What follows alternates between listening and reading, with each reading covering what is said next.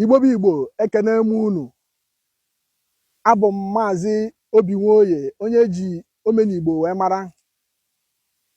Abụ m onye isi otu oziọma Igbo, otu na-ahụ maka nkwalite asụsụ na omenala Igbo. Anyị abịakwa ọzọ n'oge ilu Igbo.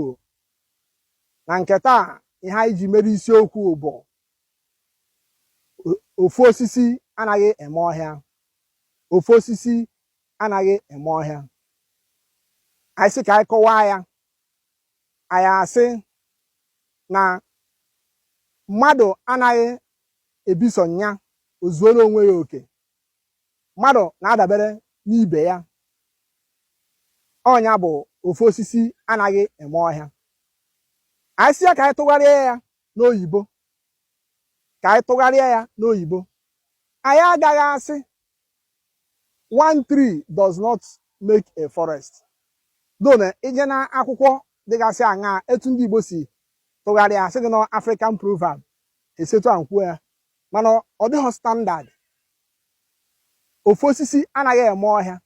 Ịtụgharịa ya n'oyibo, ihe ọ ga-abụ bụ no man is an island. No man is an island.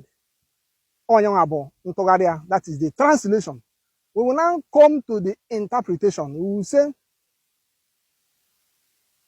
a man is not self-sufficient.